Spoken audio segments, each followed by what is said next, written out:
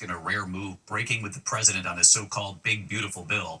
Elon Musk pointing to the level of spending and what it could do to the deficit, saying it, quote, undermines the work his team has been doing, cutting jobs. Tonight, the president now responding to Musk. And the anger at town halls, voters telling one congressman who admitted he didn't read the whole bill to grow a spine. Rachel Scott at the White House. Tonight, Elon Musk breaking with the president on his massive spending bill, arguing it would undo their own efforts to shrink the size of the federal government. I was disappointed to see the massive spending bill, frankly, which increases the budget deficit, not just decrease it, and undermines the work that the DOGE team is doing.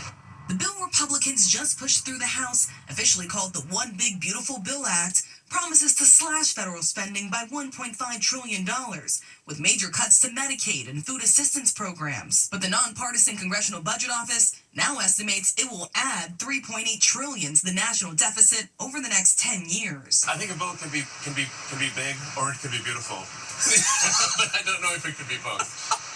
My personal opinion. Republicans in their own home districts press to defend the spending package.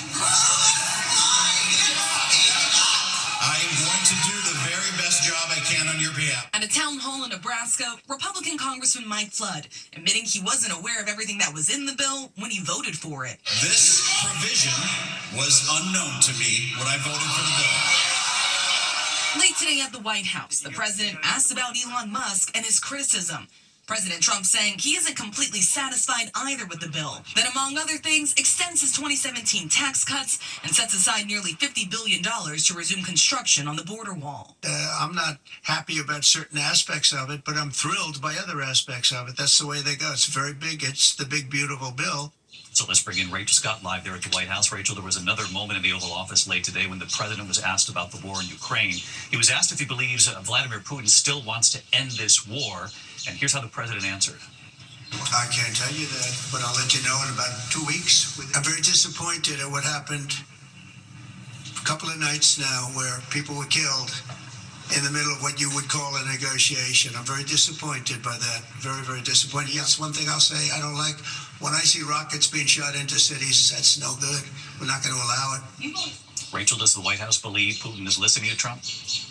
Well, David, this is rare frustration from President Trump, making it clear that he is not happy with President Putin after Russia launched some of its largest attacks on Ukraine since the war began. Now the president says that he's giving it 2 weeks for these peace negotiations to play out. But this is not the first time that we have heard this from President Trump. He set that same deadline back in April and then again earlier this month, and now heading into June, delivering the same 2-week deadline for these peace negotiations, David. Rachel Scott with us as well. Rachel, thank you. Next tonight here, the urgent manhunt intensive thank you. Now to these severe storms on the move tonight, and the tornado watch is up at this hour across multiple states. These storms from the south eventually making their way right up to the northeast. Let's get right to Chief Meteorologist Lee Goldberg of our New York station WABC back with us tonight. Hi, Lee. Hey, David, severe thunderstorm warning north of Austin, Texas right now. Some baseball-sized hail, maybe some 60-mile-per-hour gusts. The watch from San Angelo to Austin till 10 o'clock. There's a tornado watch from eastern Colorado. That's into Kansas. That's until 10 o'clock, and more severe storms along the Gulf Coast. Meanwhile, a wet night here in the Northeast. Good soaking for New York City. Moves into Boston late tonight, but it does get lighter. Then that storm in the plains, it brings storms down to the southeast, so we're focused on some thunderstorms in Atlanta. Friday, the severe threat is more organized. It means a soaker for the Northeast this weekend. David? Lee Goldberg back with us tonight. Lee, thanks as always. Next tonight here, the 18-year-old who'd just been accepted to the Air Force Academy, killed while kayaking, hit by a jet ski. The jet ski driver then speeding away, and tonight here, the charges. ABC's Maria Villarreal in Texas tonight. Tonight, 2 people facing charges after a hit-and-run jet ski crash in Texas over Memorial Day weekend that left a beloved Air Force cadet dead.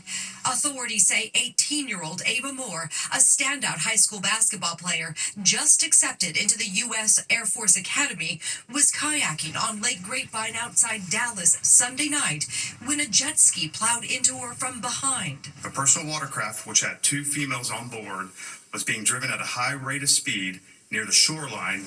Good Samaritans rushing to help.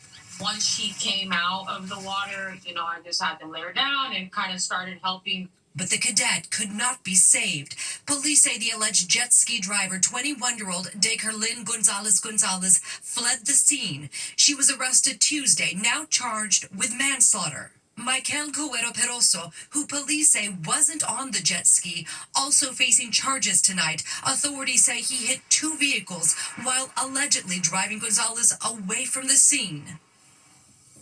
David, DHS says both of these suspects are from Venezuela. They were apprehended, arrested at the border, processed, and then released into the U.S. David? Maria Villarreal tonight. Maria, thank you. Overseas and now to Gaza tonight, there are new images of the desperation coming in this evening. Families trying to feed their children, storming a UN warehouse for much-needed food. The crush of people there turning deadly. Here's James Longman. Chaos is spreading in Gaza tonight as another aid centre is overrun by hundreds of starving Palestinians, tearing down the walls of this World Food Programme warehouse where supplies have been stuck while Israel carries out what it calls security checks. The WFP says this desperate fight for survival has left at least 2 dead and dozens injured. The despair reached a new climax Tuesday when this new aid distribution centre in Rafah was overwhelmed, a facility run by the controversial Gaza Humanitarian Foundation, which is an operation backed by the US and Israel and employs private armed security contractors with support from Israeli troops.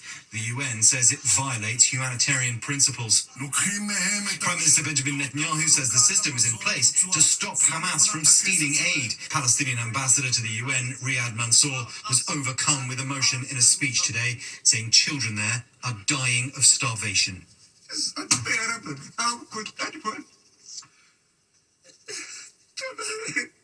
David, growing international pressure on Israel might now mean that a ceasefire plan put together by White House Special Envoy Steve Witkoff has a greater chance now of success. But it does mean that Israel needs to stop its military campaign in Gaza.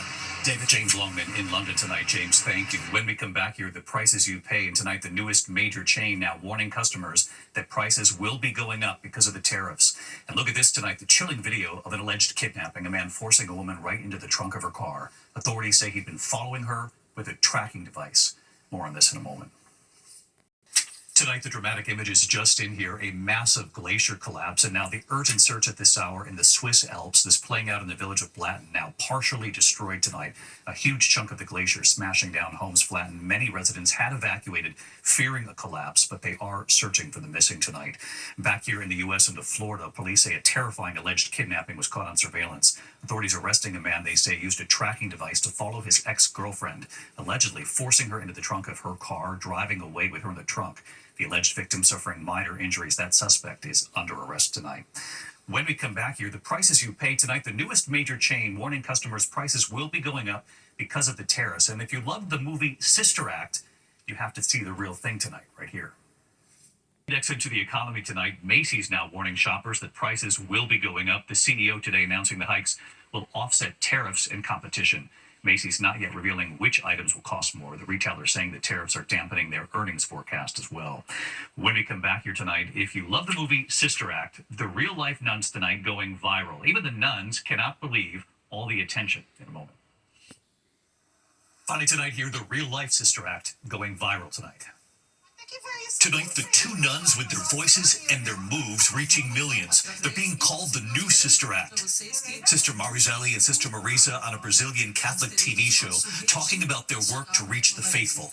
When Sister Marizelli begins to sing a song called Vocation, being called to religious life.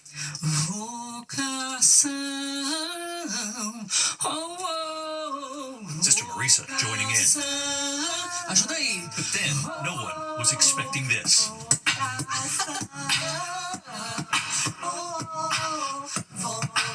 Sister Marizelli beatboxing, and they weren't done. Standing up, they had moves too.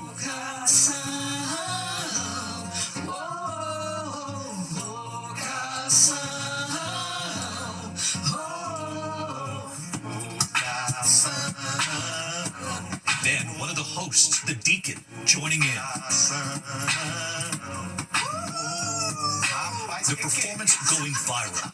Tonight here with the sisters on the moment. Sister Marizelli saying beatboxing, dancing, and the songs themselves are tools that God uses to reach the hearts of the people we work with. Sister Marisa saying, we didn't expect the audience to be so many young people, all kinds of people. Tonight, many who have seen this now comparing it to another Sister Act. The famous movies, the nuns helping to move their community through music. Tonight, the real-life Sister Act, hoping they'll do the same. Always the nuns who lift us up. I'm David Muir. I hope to see you right back here tomorrow. Good night.